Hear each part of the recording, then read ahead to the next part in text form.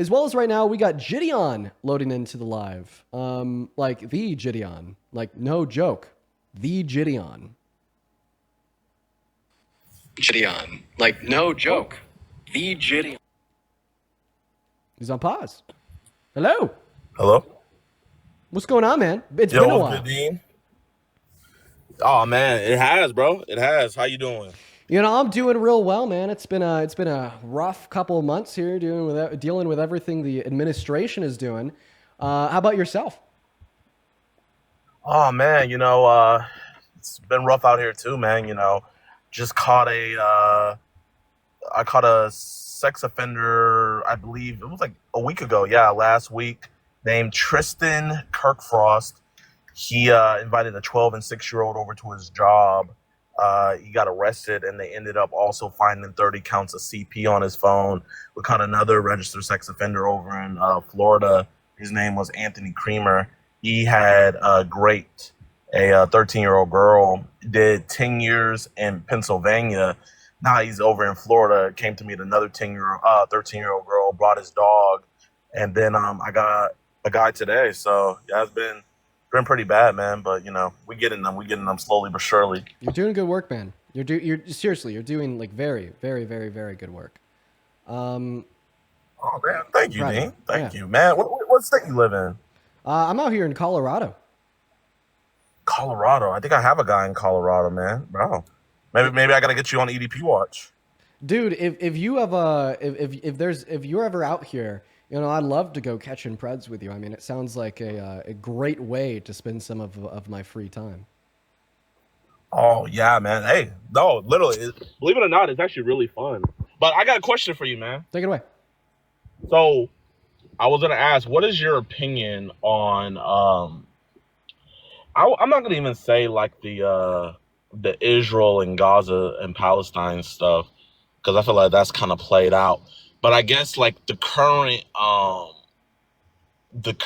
like I guess contention with Israel, how most Americans feel, how the media, or not, I wouldn't even say the media, how I guess the public's opinion is being portrayed. I feel like kind of right now Israel's kind of like that point where the left and the right kind of meet at. It's like a weird intersect. What's it called in math? The slope or the intersect? Oh man, I sucked at math. But what's your opinion on all that? People are starting to agree. Well, first and foremost, man, I mean, good for you for asking these questions on such a public platform when so many, like celebrities, people with a lot of influence are very scared away from it. Oh wait, hold up! I see people in the comments saying I'm a Trump supporter. I must say I am not a Trump supporter. I mean, I'm just not. But you can continue. My bad. Yeah, I remember you coming up here before the election and telling us that, so that's good. Well, man, I'll tell you. Well, I mean, I think that we've seen Israel being like a very bad country for like quite a long time now. Like I started paying more attention and became like pretty outspokenly like pro-Palestine around a year and a half ago. And at that point, being pro-Palestine was definitely more of like a far left position. But I mean, as time has progressed, we've just seen Israel take more obvious steps towards being like war criminals and ethnically cleansing Palestinians. And, like now a year and a half later, we're in a place where there's a stage 5 starvation. We have a baby under the age of 1 dying like every day on the Gaza Strip. People are being systemically, starved. And then we have Netanyahu denying their starvation. And then today announcing a plan to annex and claim the whole region while the people are weak, while the people are dying, while the people are starved, which is just a humongous encroachment and violation of international law. Now it's a little bit more obvious that Israel is really hurting and like the Palestinian people. And you can't just defend it by saying, well, it's a war anymore. So we're seeing more people more on the institutional liberal side and on the right, because Donald Trump is now more pro-Israel than pro-America, intersecting into being anti-Israel and pro-Palestine. And I mean, I think it's cool. I think that there's different motivations at play. Like maybe some people on the far right are only against Israel and for Palestine because they're neo-Nazis, right? Which I completely disagree with. In fact, I sent out a pro-Palestinian tweet before I started the live, then deleted it because everybody agreeing with me in the comment section were literally Nazis. But and I want to be able to get that messaging across without like, allowing Nazis to spew their Nazi propaganda. But it's interesting, now It's Donald like Trump has exposed himself as you being can like more disagree, pro-Israel but than pro-America. so I guess you took that down because like you disagree with the Israel regime, but you disagree with how other people disagree, right? Right. Well, for instance, like I think that 9 out of 10 people in the comment section there were just literally Nazis. Like they're just against Israel and Netanyahu because they're Jewish. And for that, I like very much so disagree with. Yeah, man. So, so the reason why I bring it up, man, is like I've been doing a lot of research lately, and for the audience that don't know me, my field of specialty is in the line of catching child predators and stuff, getting them behind bars, finding out why they do what they do, and then ways that our government is helping them get back out on the streets and protecting them. And one thing I found, and I don't know if you ever seen this, man, but CBS, out of all people, did a whole news story about this, where if an if an if an Israeli resident, I believe either if they're nationally from there or if, like, let's say, they have blood ties to there. Let's say they get caught up in with CP, they get caught up touching a child, they get caught up doing anything to that, right? Once they get arrested and they get out on bail, they can go back to Israel and they cannot be extradited back. So there is a lot of child predators that are just so happen to be Israeli that flee to Israel. And if you don't believe me, like, this isn't just like me like spewing it. Like, CBS did a whole story about it, and they will not be extradited. Like, I don't know if you heard about that. Have you? I mean, I haven't heard about it. I'd assume that this is going to be true of like Israel if they have like a non-extradition agreement with America. I'd also assume that this is going to be true for like many other countries that aren't Israel that also won't extradite individuals to America. But what I will say is like having an ally of like Israel, which there's a billion reasons why I disagree with the allyship, but them not allowing extraditions of individuals to America, even though they are allies, insane. Yeah. Not only that, I believe there was an Israeli higher up. I forgot. He worked in the Israeli government, but anyway, he got caught selling government secrets to the Soviet Union, and he actually got arrested, charged, everything, right? He was in US prison, and when Trump got into office, Trump actually pardoned him, and then he flew back to Israel, and when he was back in Israel, the first person to meet him was the prime minister Netanyahu, which is like, it's crazy. I don't know, have you heard about the I hope I don't get it wrong. Have you heard about the battleship, the Johnson? I believe that's the name of the battleship. No, I'm not familiar. Okay, so in the 1960s, there was it's a hot spot in the Middle East or whatever. So back in the 60s, Israel and Egypt, they were kind of going at it, and it was looking like they were about to go to war. Actually, they did go to war. It was a very short one, but anyway, they put out a mayday to all ships that saying if you enter within 100 miles of this radius, that we will shoot you down, right? So there was an American battleship there. I believe it's the SS Johnson. If I'm wrong, the Liberty, USS Liberty. I apologize. You probably heard about the USS Liberty, right? Yeah. And Oh, okay. So my bad. I had missaid. So I guess like, yeah. So ended up being 30 American sailors dying, mhm. and they said it was a mistake. Oh, hold up. This lady is at my charging station. What's up, man? Do I just pull the charger out? Oh, you never did a Tesla charger before? My husband usually did it, but he's not here. Yeah. So you just pull it out, and then like it's kind of like you just want to lick your hand and then slap the opener. So you have to like put some saliva on there to activate it, and then it'll open up, and then you just want to like double tap on the side cheek, and then insert it in. No, I did insert it in. I just want to know. Oh, yeah. You should pull it out. Okay, but did you do everything I said before? Oh, you didn't? Make sure you do that next time, okay? I don't have to do that. Yeah, you have to do that, yeah. All right, have a blessed one, man. Okay, my bad. Continue. Yeah, but I mean, it was just sad, over 30 sailors lost their lives. And, I kind of agree because, we see America always say that Israel is our number one ally. And all I did was, because I never heard of the USS Liberty, so I posted it up on my story, just like trying to inform people because I'm a big history buff.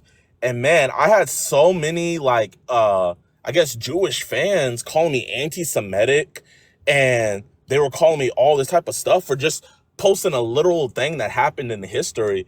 And it's I think it's just kind of getting crazy out here because by no means am I a neo-Nazi. I believe Israel has a right to exist.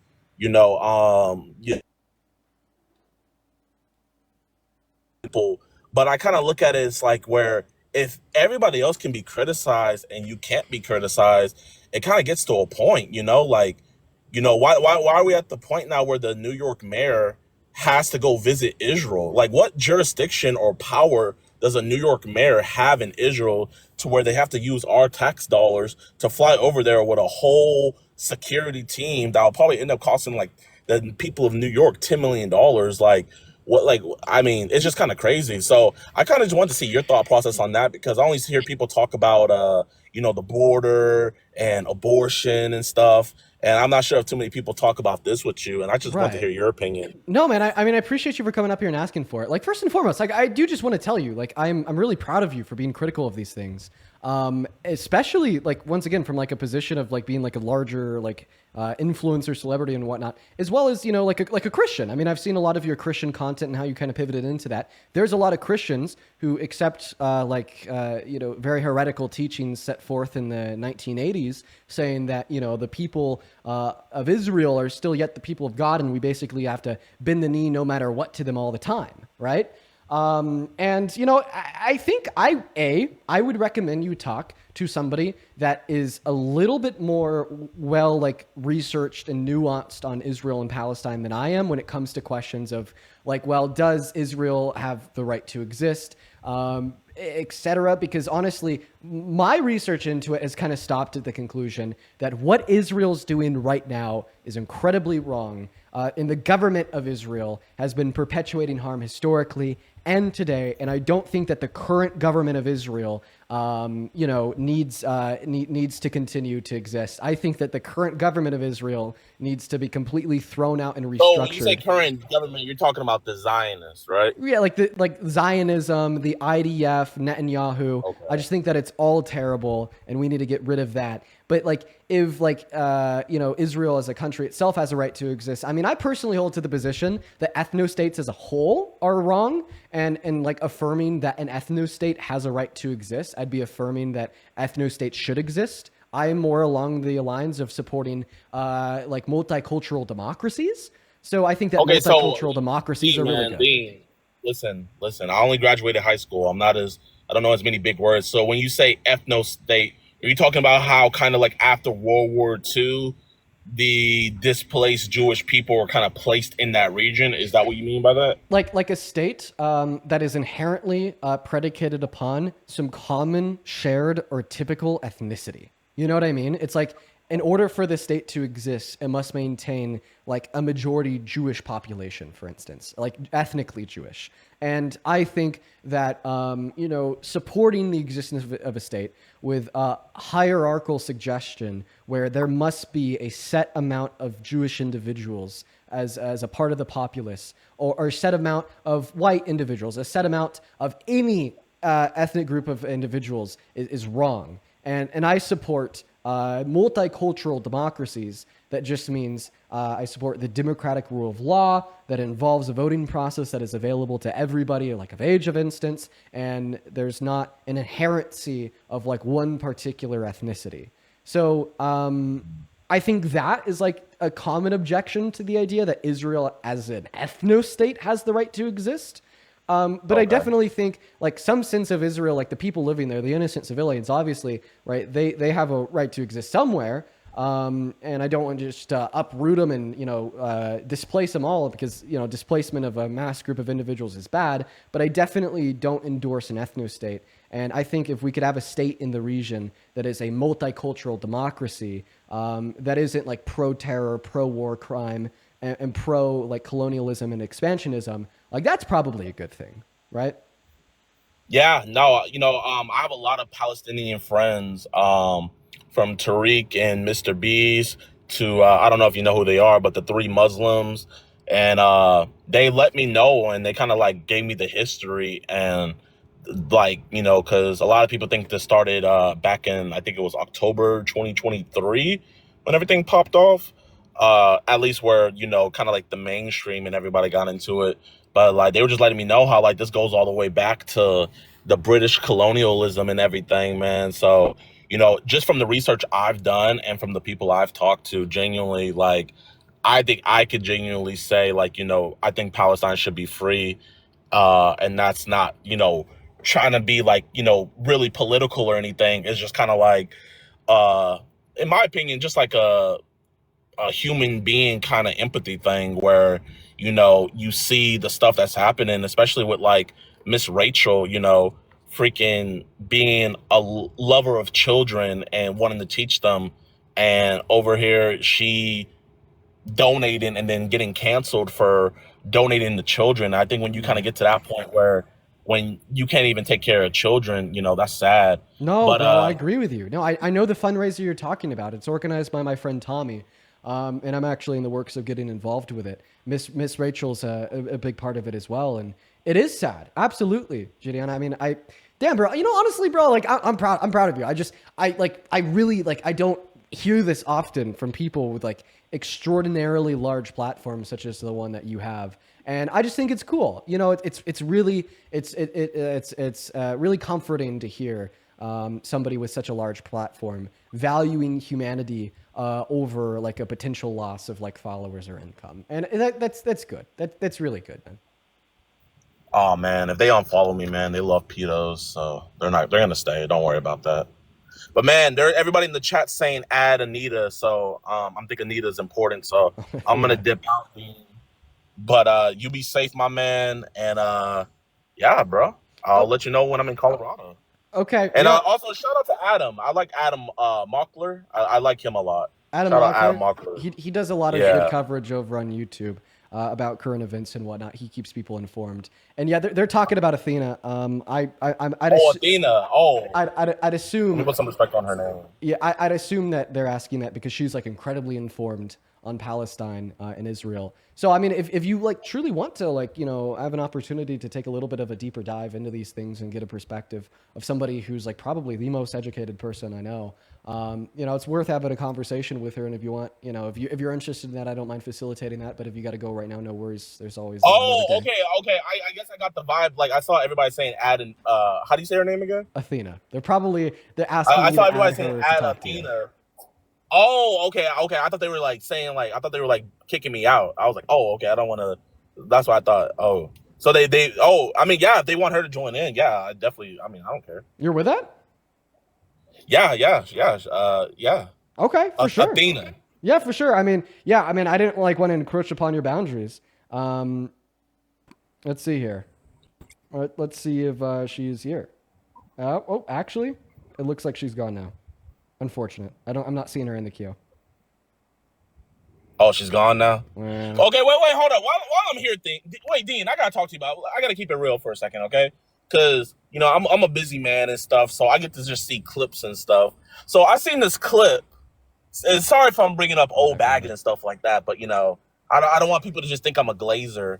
But I seen this clip of this guy, and like you put out like a hypothetical story, and you like told everybody to like you said like you like gave his username so that they could contact CPS. So and like I'm seeing like at first my TikTok feed was like, "Yo, Dean's effed up for this," F Dean, L Dean. But then I saw another side where people were like, "Okay, well, you guys didn't see the full context." So I'm like, I'm being a little messy here, man. Like I need the tea. let me tell you all about it. I'll be quick. So, in a nutshell, everything about Abise is like backed by just recordings of them. Like, this isn't like a biased position. This is what happened. In a nutshell, there was a husband and a wife, and they talked to me. And when I was talking to them, Okay. they explicitly defended the idea that parents have the right to consent to their child being perved on or sexually exploited. And the wife even went on to argue that when parents allow their children to be sexually exploited at a young age and they're being exploited by a man with a lot of money, that it could actually really help their young child that's being sexually exploited. And like they personally view it as a business transaction where they're giving the body of their young child to the older adult. And then that older adult is helping further like the career of the young child. And then another point is somebody in the conversation was calling child pornography art, right? And then the husband hopped in and challenged the idea that that's sexual exploitation. He was asking for an argument for the idea that it is exploitative to force children to like engage in the creation of child pornography. And like my reaction to, like the husband and the wife here saying all these like very crazy things was to say like, holy shit, you guys, if you're watching, find their public information and privately take it to their local CPS authorities because they have children and I want to make sure those children are safe. Now, in retrospect, I mean, what I should have done is either privately taking that stuff to local CPS authorities or just like anything better than directing my public fan base and galvanizing them to find their information and do that. There's about 1 billion better ways to handle it than I did, and I take accountability for that, and I've repeated that. But the gross misinterpretations that a lot of people on the right have made on the internet surrounding the idea that, these parents were normal, they were good, they weren't advocating for these things, or even that I think kids can consent, is just outlandish and a gross misinterpretation of what actually happened.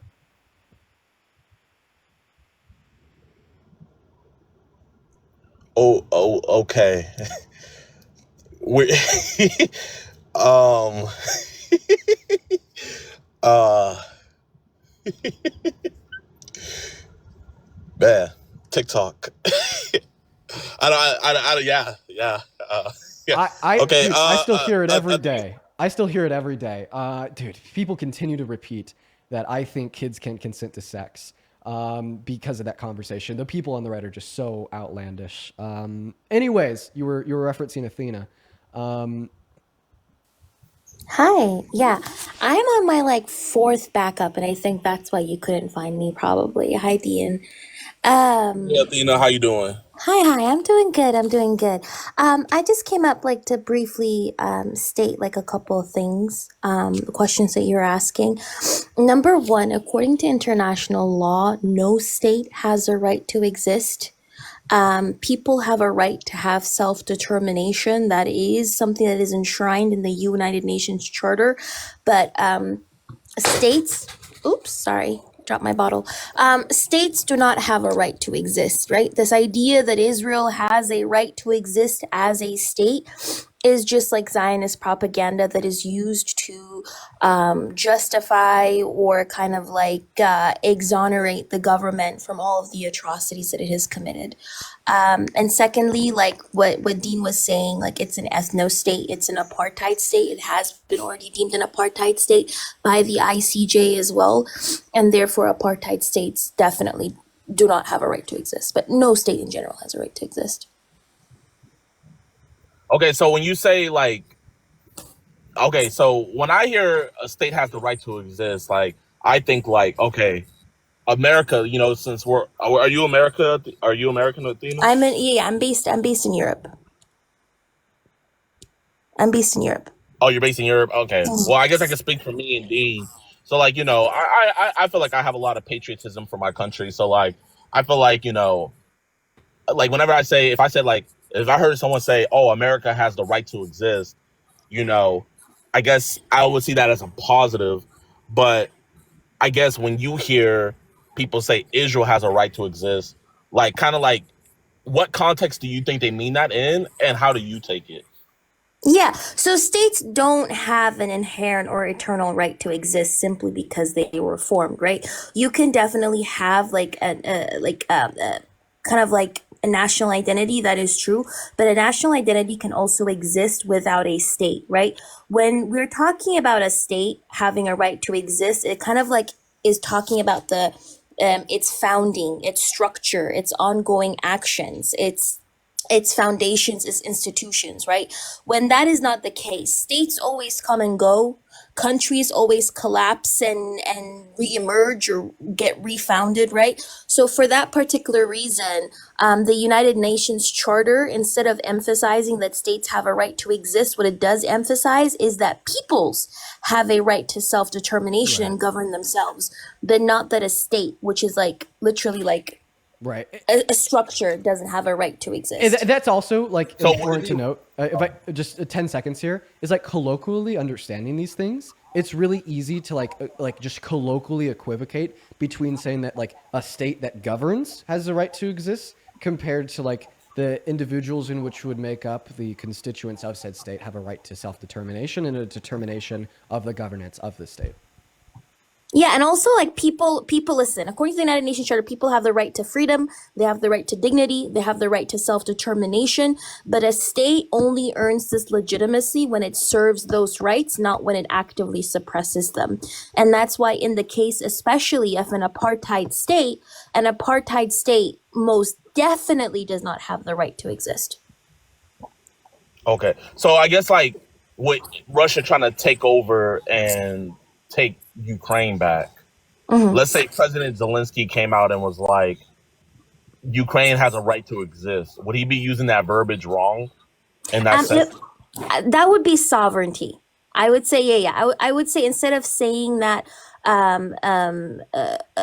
Ukraine has a right to exist, he would be instead talking about its sovereignty and territorial integrity, right? Because those things are protected under international law. Oh, so you're Because saying once Israel's not talking about sovereignty, they're talking about their actions, is what they're you're saying. talking about the actual state, the government, the structures, the institutions, that they have a right to continue existing as they do right now. But the problem is, since it has been established, it was an apartheid state. That would be like South Africa coming out and saying, hey, apartheid South Africa coming out and saying, listen, our apartheid state has a right to exist. Which is not the case, right?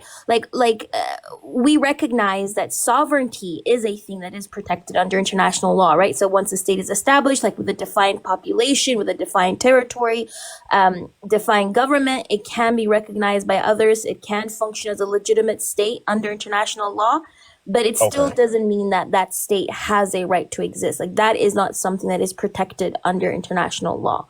And Israel doesn't even have defined borders. I don't know if you knew this, but Israel has not defined all its borders, which is precisely why it continues expanding. If you didn't know this, but ever since 1948, Israel has continued expanding its borders, and has never like stopped, which is why it hasn't bothered defining all of its borders.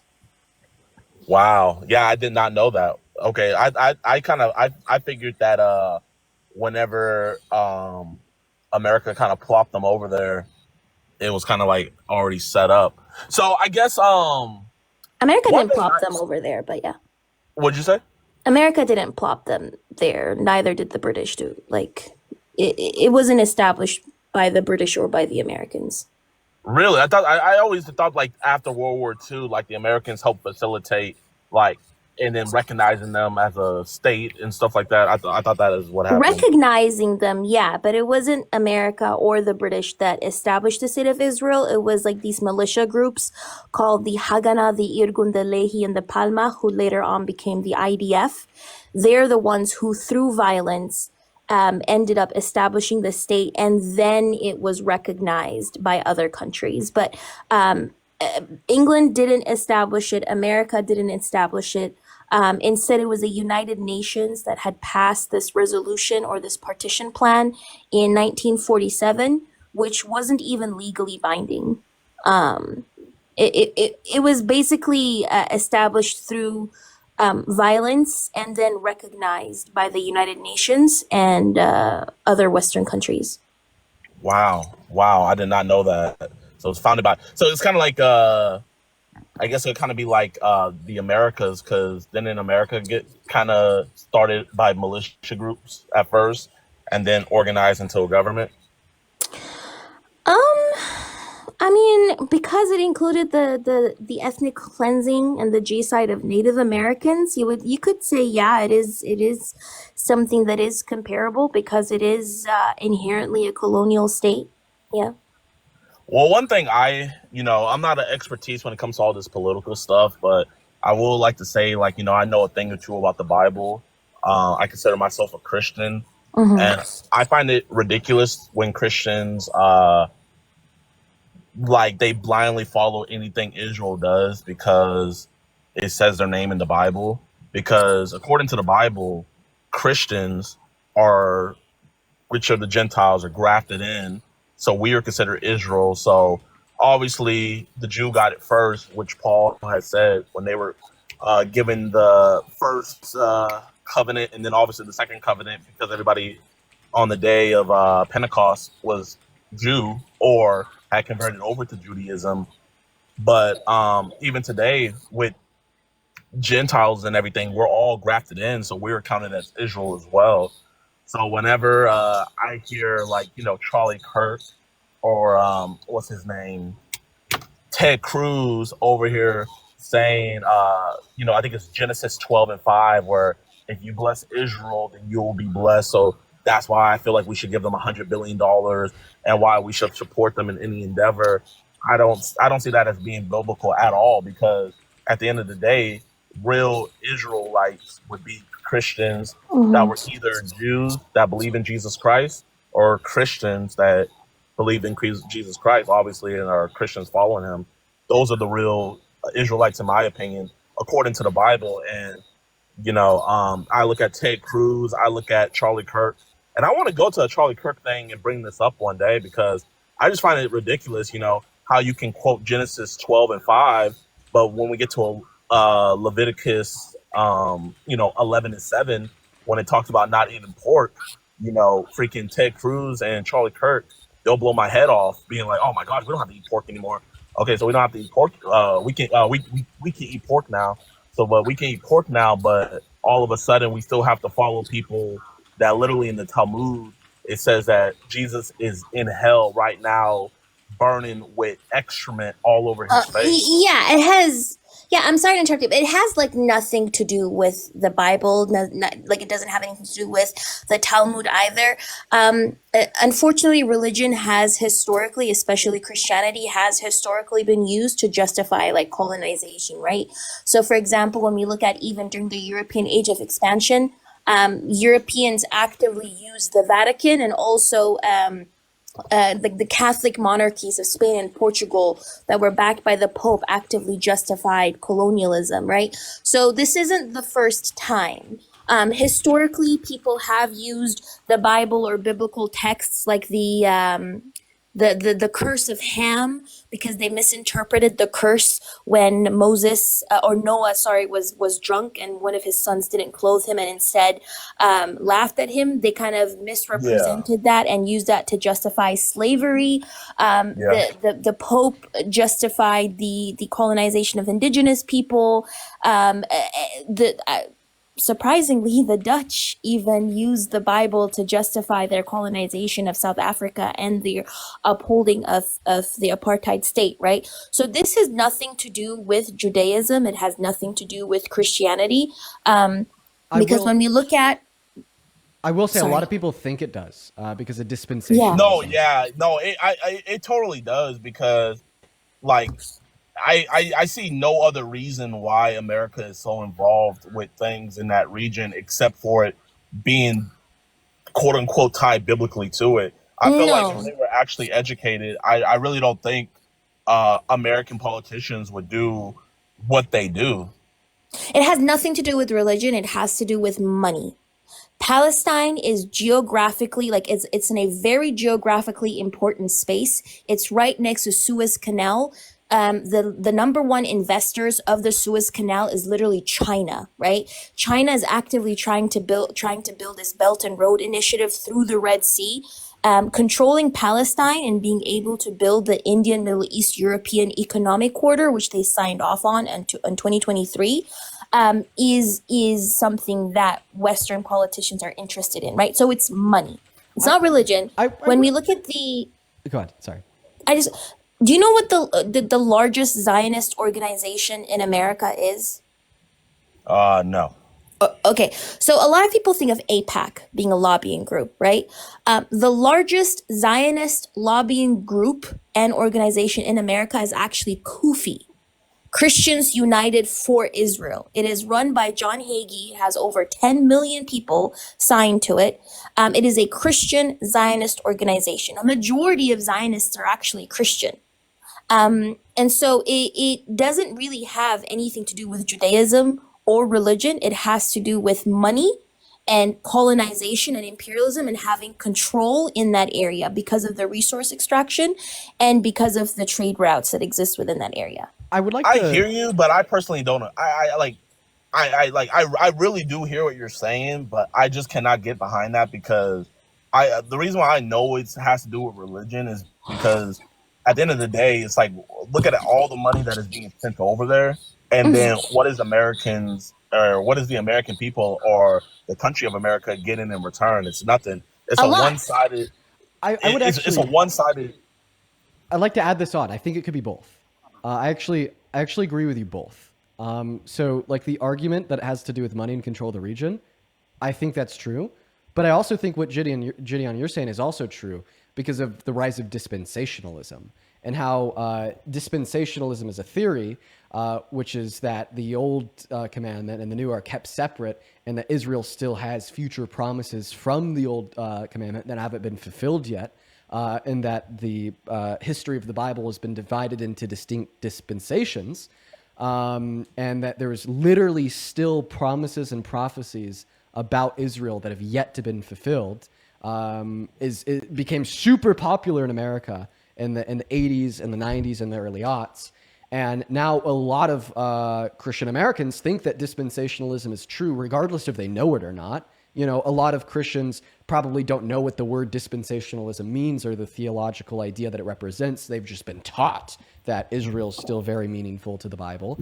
And because there's so many, Christian Americans that think this, therefore the politicians that are representing them want to be in good graces, they'll also think this and just basically shill for Israel to stay in the good graces of their constituents and of dispensationalism. I think that is very, very true. So they find this grounded in false theological frameworks. But then also, if what you were saying is also true, it's kind of the other side of the coin, where there's a handful of people in our government that know if we could get control of the region, that there's a lot of money to be made. There's a lot of money that exists there. So I think that both are probably true.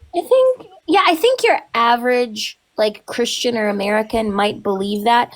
Your politicians don't, though. There is this CIA document that was declassified that explicitly says that Zionists sold themselves to American imperialism. I'm trying to look for it. So it was a CIA document from the 1960s. And it explicitly talks about how now Zionist leaders and Zionist agencies are just kind of have sold themselves to American imperialism and are working on behalf of American imperialism in that region. Not only that, but Theodor Herzl, the father of Zionism himself, literally stated that Israel would be a European outpost. Asia. Oh, I'm echoing, I think. Oh, no, I'm not. So Theodor Herzl, the father of Zionism himself, literally said that Israel would be a European outpost. And there is this infamous video of Joe Biden in the 1980s when he said in a speech that if Israel didn't exist, that America would create it in order to advocate for American interests in the region, right? So I would say your average citizen or Christian person, okay, it could have to do with religion for them. But when it comes to your politicians, not really. Religion for them. Oh, But when it comes to your yo, politicians, not really. I don't know, man. I seen that video of those New York mayor candidates. They were over here like, I've been to Israel 4 times. I've been to Jerusalem 5 times. I take my kid every birthday party to Israel. Like, you know, I don't care how much money you're making. Like that's that's the type of brainwashing that only religion can do. And I will admit, like, you know, even though I'm Christian myself and I hold Christian values, religion does bring the crazies. When you look at like the most craziest people in history, they followed some form of a religion. You know, like the dude in South America who got 900 of his members to leave America to go to South America, and then whenever he knew the FBI was about to raid him, he convinced 900 people to unalive themselves, and it was the largest unaliving of American life outside of America in human history. And it's like stuff like that is like I see the same thing when I see people pledging pure allegiance to a religion that literally hates your Lord and Savior, and it just doesn't make any sense to me. Wait, I'm looking for this. I'm looking for this. I need to hop in here real quick. What's up, Dean? I need to hop in here real quick. First and foremost, if you could turn off the Bluetooth on your phone, we won't hear an echo, which would be great. Turn off the Bluetooth on your phone, if that's possible. We won't hear an echo. I'm trying. I'm trying to say something, but it's there we go. But are you driving right now? Oh no, man! Elon's driving. Shit, I don't even know what to say in this circumstance. Yeah. Elon's driving. This presents like an interesting. I see. So usually, like, it's just like TikTok TOS that requires like you can't be driving while on TikTok Live. But I guess you're not technically driving. No, yeah, my you know, Elon. You know, I was like, yo, man, why you expose our boy Trump like that for being on the Epstein list? And he was like, oh, man, my bad, bro. And so I was like, okay, man, you got to be on, I'm on passenger princess duty the rest of my life. And he was like, okay, I got you. So, yeah, he has to drive for me from now on. But, I mean, if you need me to hop off because, you know, he's driving, like, you know, I totally get it. I want to look out for your account because I also don't want like your account to be banned. It's always tricky with TikTok TOS. I've had an account banned because TikTok thought that I was driving because of the sound. But anyways, Jidion, you know, I seriously wanted to say here because I'm not going to immediately like remove you or kick you or anything because I guess you're not technically driving. But you know, I really, really, really appreciate you so much for coming up here and being willing to have like a very public conversation about Israel and Palestine. You know, like, dude, you're big time. You know, I grew up watching some of your videos. I've known who you are forever. You have like millions of followers everywhere. And the reason I bring that up is because, like I told you earlier a handful of times, when people have the millions of followers, they have the mass influence, they don't have this conversation. And a lot of your takes on the matter are also incredibly respectable. And I know that you're very interested in like Christian theology and whatnot. You know, you like reading the Bible and exploring theology. You know, if you ever want a mind to run some ideas by, or I could even run some by yours, I love researching Christian theology as well, and I'd love to go over some of these concepts with you sometime. Oh, say less, man. Now that one, we might get a little bit more heated, man, because when it comes to the Bible, you know, I got to ride hard for my Lord and Savior. But one thing I will say is if we ever do that in the future, man, my beliefs in the Bible is different than any other belief person that you've debated, because unlike other people, I don't compromise what the Bible says. You know, I have to compromise my own business in order to follow my Lord and Savior, Jesus Christ. Right. Whereas a lot of people, they compromise themselves and or they compromise the Bible and they'll distort things. They'll change things. They'll be like, oh, this doesn't really mean that actually, that's changed. I look at the Bible as it's all the truth or none of it's the truth. But Dean, you know, it's great as always talking to you, man. Chat, you guys are awesome. Before you go, can I show you something? I can't look down right now because Elon. You don't have to look down. I'll just read it for you. Okay. Yeah. Elon likes me to look forward whenever I'm driving, or he's driving. My bad. But yeah. Yeah, of course. Can y'all hear me? Yeah. If you can make me the Yes, big ma'am. screen, Dean, for everybody else. So this is from a declassified CIA document from 1950s or 60s. And it literally says the Zionist leaders, having sold themselves to American imperialism, have placed their organizations and associations at the disposal of the American Secret Service. And the whole document talks about that, by the way. It talks about how Israel is literally doing what America wants it to do in the Middle East. Not only is it an anchor state of the West, but it also does all the dirty work of the West, right? So I could post it in my server or in your server, Dean, if you want. So it is very much, yes, for your average citizen, it can be about religion, but when it comes to like your politicians, it's about money and it's about power and it's about control and resource extraction in the region. Before I leave, one thing I will say is I think that quote you just posted up is wrong. I feel like America is doing what Israel wants in their interest. I think it's. I mean, I'm not a conspiracy theorist or anything, but I think it's pretty obvious that when we got New York mayors rushing to gloat about how many times they've been to Israel, I guess who's doing who's bidding. But that's to say the least. All I know is nobody coming over to America is kissing the Statue of Liberty or the Declaration of Independence. That's never happening whenever leaders from Israel come in here. But you guys have a great rest of y'all day. I'm gonna go catch this pedophile real quick Oh, dear. and chat, man. Yeah, keep on chatting. All right. Yeah. You take care. You take care. I'm gonna drop. But Dean, before I go, I just wanted to say, look into the India, Middle East, European Economic Corridor.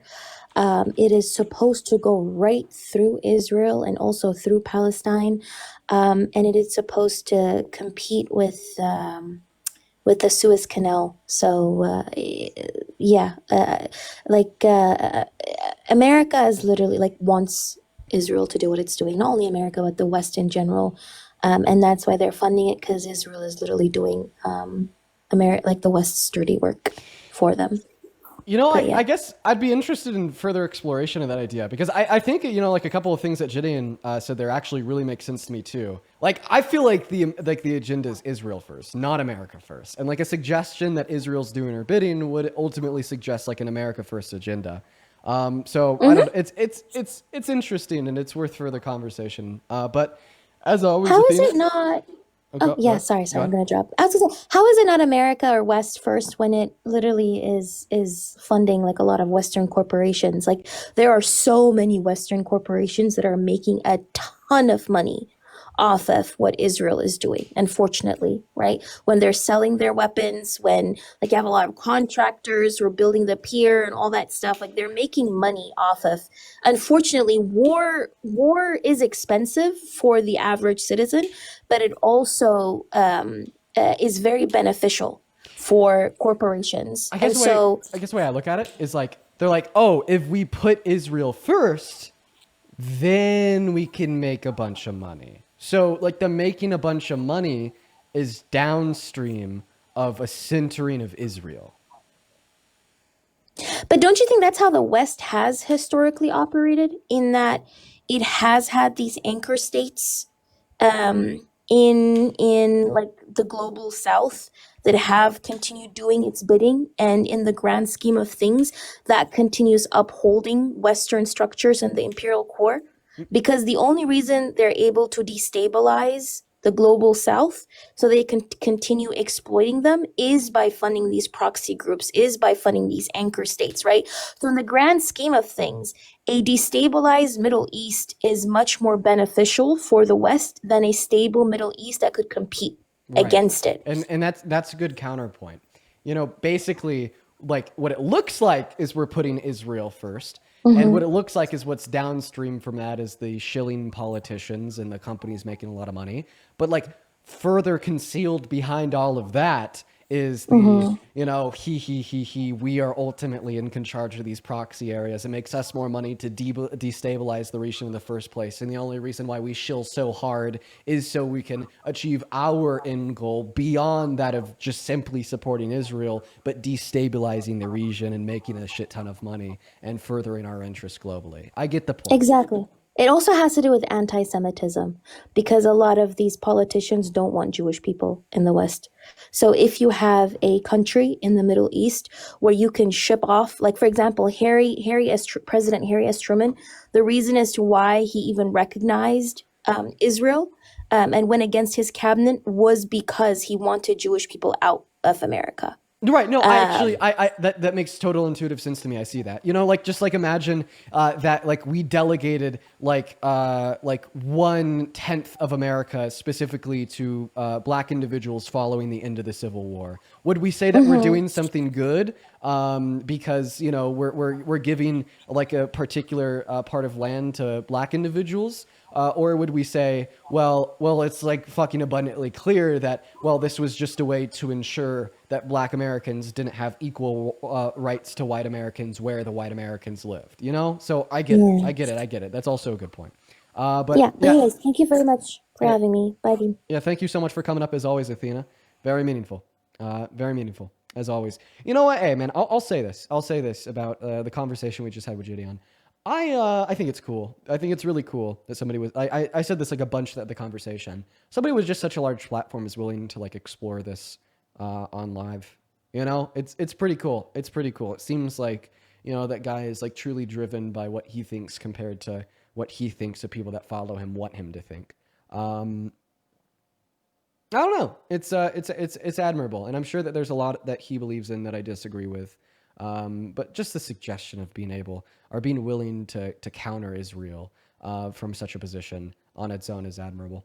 And I'd love to have a conversation with him about theology. I'd love to go at it with him on that.